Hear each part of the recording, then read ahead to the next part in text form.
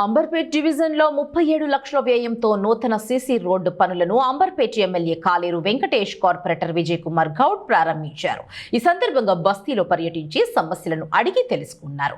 ఈ సందర్భంగా కార్పొరేటర్ విజయ్ కుమార్ గౌడ్ మాట్లాడుతూ అంబర్పేట్ డివిజన్లో దాదాపు అన్ని అభివృద్ధి పనులు పూర్తయ్యాయని, అభివృద్ధి లక్ష్యంగా ముందుకు వెళ్తున్నామని ఆయన తెలిపారు. డివిజన్లో డ్రైనేజ్ సమస్య తీవ్రంగా ఉందని, ఆ సమస్యను కూడా త్వరలో పరిష్కరిస్తామని, దోమల బెడదలతో ప్రజలు ఎంతో ఇబ్బందులు పడుతున్నారని, అధికారులు ప్రతిరోజు ఫాగింగ్ చేయించాలని ఆయన కోరారు. ఈ కార్యక్రమంలో బీఆర్ఎస్ డివిజన్ అధ్యక్షుడు సిద్ధార్థ ముదిరాజ్, మల్లికార్జున యాదవ్, లింగారావు, రామారావు, సతీష్, జాఫర్, ఆజర్, షానూర్, జమీల్ తదితరులు పాల్గొన్నారు. అందరికీ నమస్కారం. జై తెలంగాణ, జై కేసీఆర్, జై కేటీఆర్, జై కాలేరన్న. ఇవాళ మా పటేల్ నగర్లో ఇవాళ రోడ్ ఇనాగ్రేషన్ జరిగింది. దీనికి ముఖ్య అతిథులుగా మా ఎమ్మెల్యే కాలేరు వెంకటేష్ గారు వచ్చారు. ఇవాళ ఎన్నో సమస్యలు ముంగడికి వచ్చాయి ప్రజలకేని. ఎందుకంటే ప్రతి గల్లీలో డ్రైనేజ్ సమస్య, ఇక్కడ రోడ్ ఇనాగ్రేషన్ జరిగింది. అయితే ఇక్కడ డ్రైనేజ్ సమస్యలు ఉండేది. ఈ గతంలో కొన్ని డ్రైనేజ్ మనం చేశాము. ఈ ప్రభుత్వం వచ్చినాక డ్రైనేజ్ సమస్యలు రోడ్డు అన్నీ ఆగిపోయినాయి. ఒక 2 years నుంచి కూడా ఏ వర్క్ కూడా జరగలేదు సరిగా. మేము గట్టిగా మన కౌన్సిల్లో అన్న అసెంబ్లీలో గొడవ చేసేవాటికి పాత శాంక్షన్స్ ఇప్పుడు కొద్దిగా స్టార్ట్ అయినాయి. ఆ శాంక్షన్ ప్రకారమే ఇవాళ రోడ్లు ఇవన్నీ కూడా వచ్చేసాయి. ఇప్పుడు దానికి కూడా డ్రైనేజ్ కూడా పెట్టాము. ఆ డ్రైనేజ్ సమస్య కూడా తొందర తీరిపోతుందని అనుకుంటున్నాము.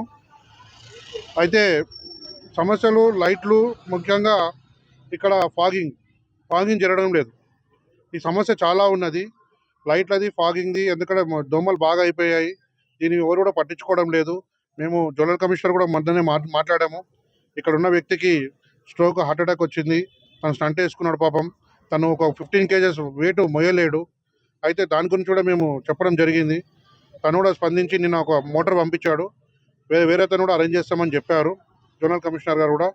అలాగే లైట్స్ కూడా ఇప్పుడు జిహెచ్ఎంసీ వాళ్ళు టేక్ ఓవర్ చేస్తామని చెప్తున్నారు. అక్కడ కూడా ఏఈలు ఎవరు లేరు. దీనివల్ల కూడా సమస్య బాగా అవుతున్నది. కాబట్టి ప్రభుత్వం కానీ, మున్సిపల్ అధికారులు కానీ త్వరలో స్పందించి దీన్ని కూడా మాకు తొందరలో ఒక ఏఈని ఏర్పాటు చేయాలని లైట్స్ కోసము చెప్పడం జరుగుతుంది.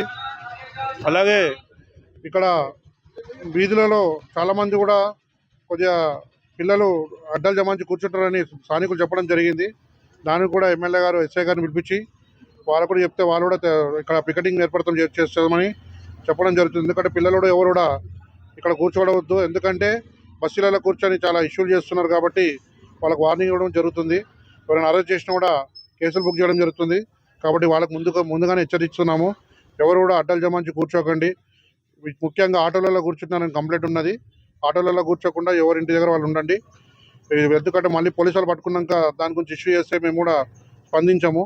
క్లియర్గా చెప్తున్నాము. ఎందుకంటే ప్రతి బస్సులో ప్రతి గల్లీలో వివిధ సమస్య ఉన్నది.